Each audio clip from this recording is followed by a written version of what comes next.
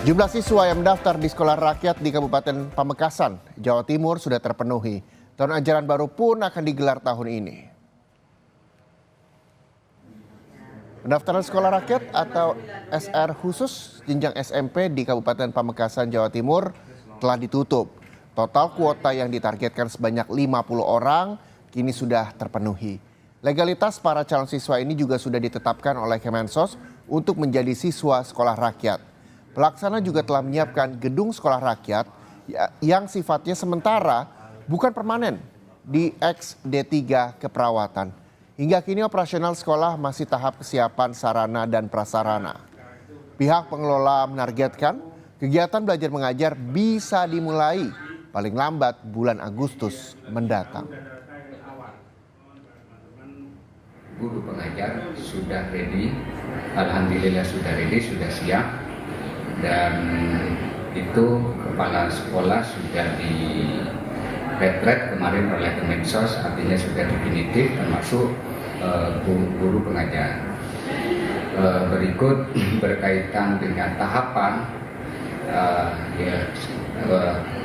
suksesi daripada sekolah rakyat ini, mulai dari rekrutmen sudah memenuhi kuota 50 saat ini. Menteri Sosial Saifullah Yusuf meninjau simulasi sekolah rakyat di sentra terpadu di Pangudi Luhur, Kota Bekasi, Jawa Barat. Sebanyak 180 siswa jenjang sekolah menengah atas akan mengikuti simulasi ini selama 2 hari sebelum menjalani proses belajar mengajar pada hari Senin mendatang.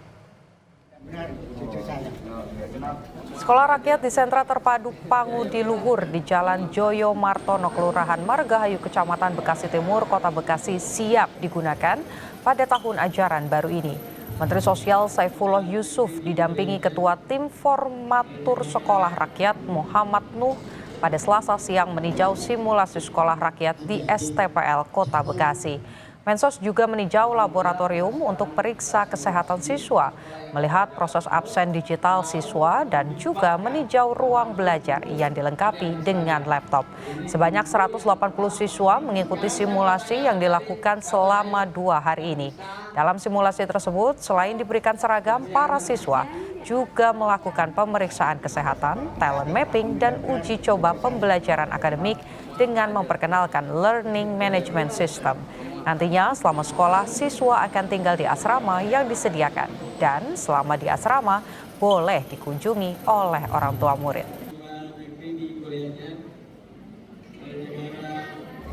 Kita lihat selama 24 jam seperti apa nanti, rundown-nya sudah ada dan tentu nanti kita evaluasi. Besok kita evaluasi apa yang kurang dan mana yang harus diperkuat untuk nanti dimulai pembelajaran tanggal 14 Juli. Jadi dengan simulasi ini kita akan tahu kekurangannya di mana, yang sudah bisa kita perkuat di mana.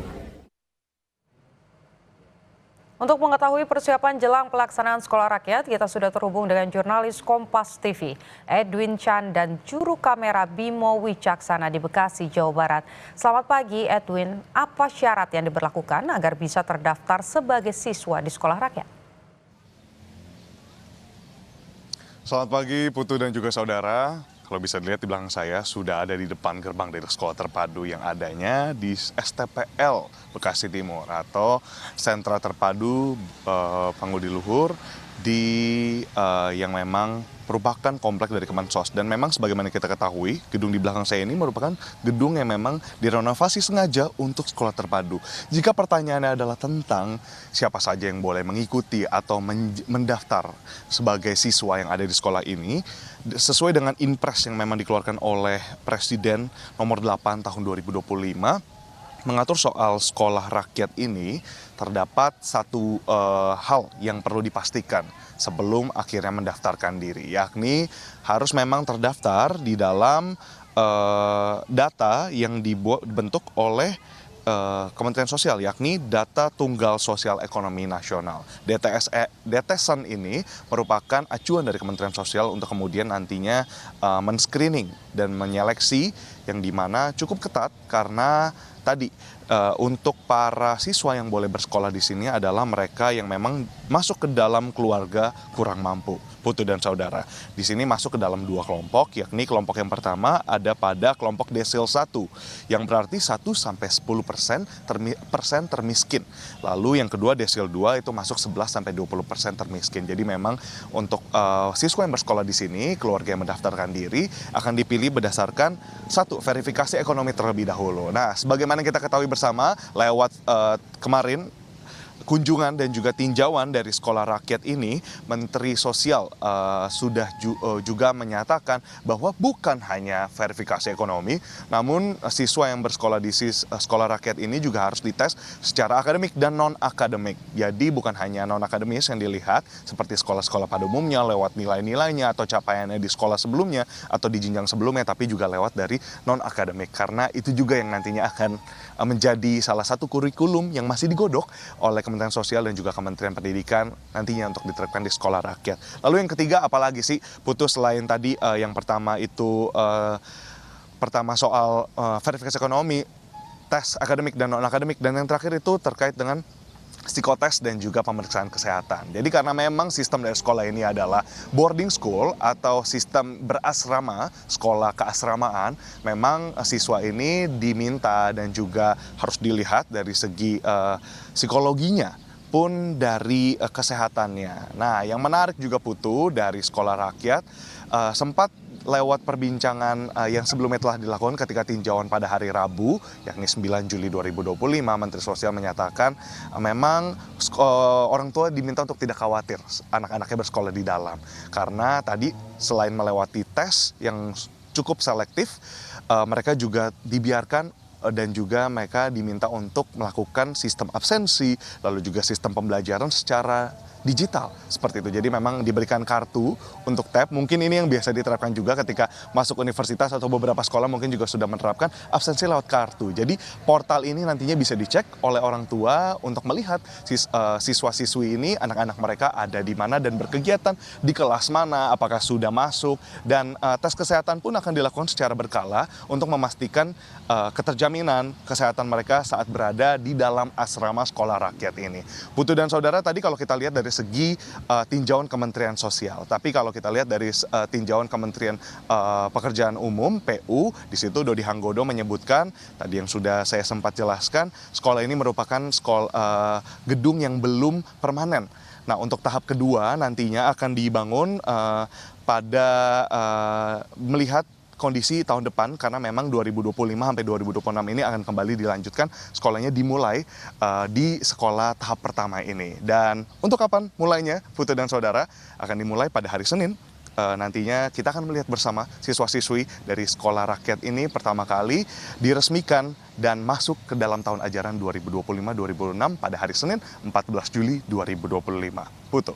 Oke, tadi disampaikan Edwin akan absensi pakai kartu, kemudian juga ada banyak hal yang sedang disiapkan oleh Kementerian PU. Tapi kalau dari pantauan Anda, Edwin, bagaimana fasilitasnya? Apakah metode belajarnya juga akan berbeda nih dengan sekolah-sekolah yang biasa kita temui sekarang?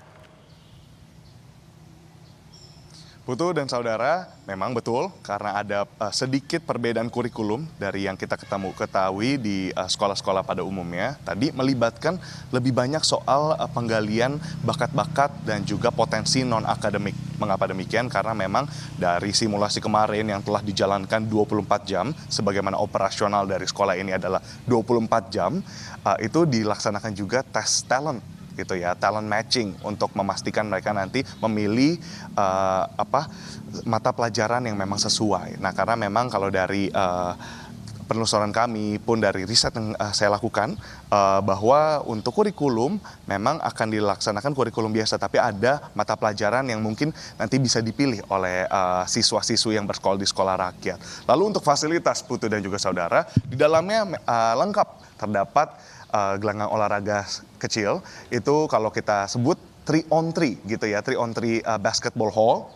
Lalu juga ada pastinya tempat tidur, kamar yang nyaman, kasur bertingkat, sebagaimana yang mungkin di sini saudara dan Putu sudah lihat di media sosial ramai memang diperbincangkan, karena memang jadi perhatian masyarakat juga kenyamanannya dan juga kesehatannya mereka di dalam. Lalu juga ada kantin dan tadi semuanya tersistem secara digital, jadi harapannya memang sekolah ini bisa memberikan pengalaman pendidikan tapi juga kehidupan yang holistik dan juga komprehensif untuk menunjang nantinya pendidikan mereka saat bersekolah di sini. Untuk sekarang dari informasi dari tinjauan Menteri Sosial kemarin, Putu dan Saudara, akan ada 180 siswa tingkat SMA dan untuk tingkat SMP maupun sekolah dasar akan menyusul berkembang dengan pengembangan dan juga perbaikan dari tahap berikutnya untuk gedung sekolah rakyat. Putu.